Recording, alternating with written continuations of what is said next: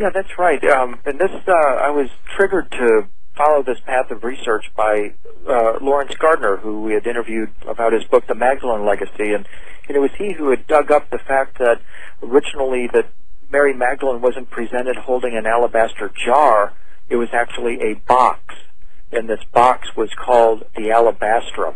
And the reason why the church authorities changed it into a jar was because the box sounded too much like Pandora's box. In the original telling of the story of Pandora's box, this was a box that, once opened, presented all blessings to humanity. It was Pandora's box for the church, but for you, since the box is as new as this second, in that it is outside of time, it is indeed the box containing the pearl of great price. Go ahead. That's right. And ultimately what this box, or what this alabastrum is our body. It is the container of this oil. And it's learning how to perceive our bodies as the container of this sacred oil that probably is secreted by the pineal gland and winds its way through the head, literally, because this box was also called the head of God.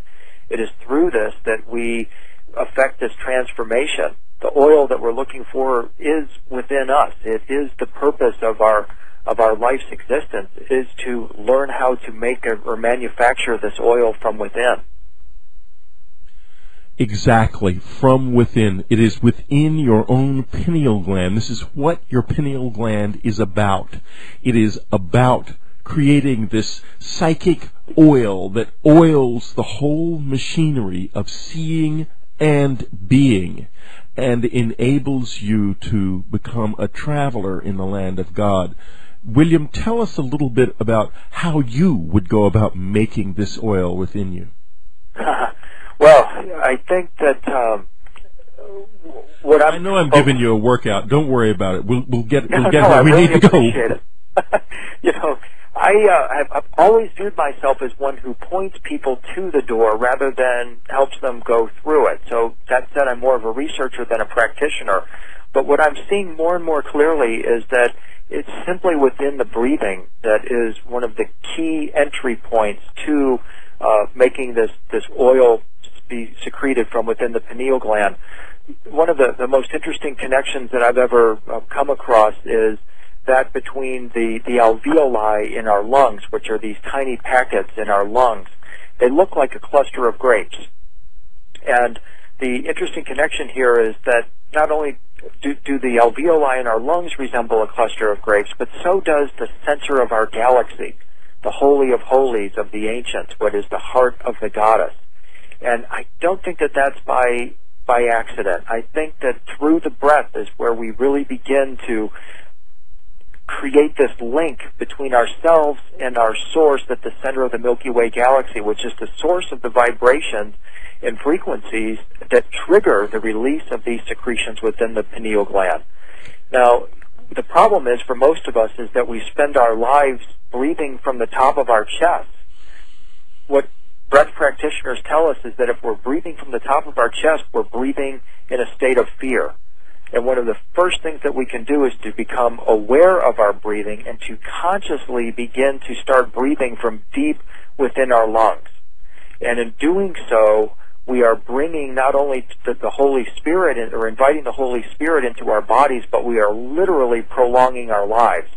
And if we're breathing more properly, that is going to increase our intelligence, it's going to increase our longevity, it's also going to give us expanded spiritual capacity as well.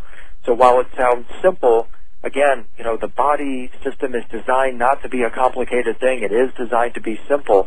So one of the things that I'm certainly doing is focusing on my breathing and studying more and more various breathing techniques offered by some of the masters.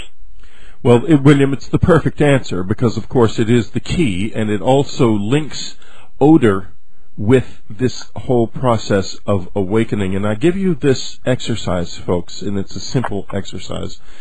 Get yourself some spikenard and some rose of Sharon, these two scents, and use them in your meditative process to bring the breath deep down inside yourself.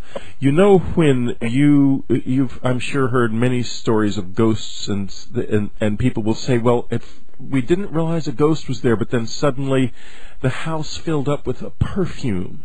This is the scent of a soul.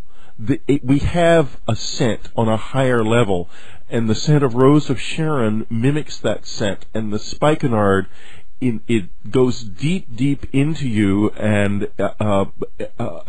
activates memories that are a bridge between yourself, your physical body, and the kingdom of light, as it were. So if you meditate with these scents near you, don't overdo it. Tochein, nothing over much. Just simply have them near you. Don't put on a face mask and cover it with Rose of Sharon or whatever you may. This is a slow, gentle process that emerges out of compassion for yourself and others, and love for all who are on this remarkable journey through the body into the lap and love of God. William, thank you so much for being with us on Dreamland.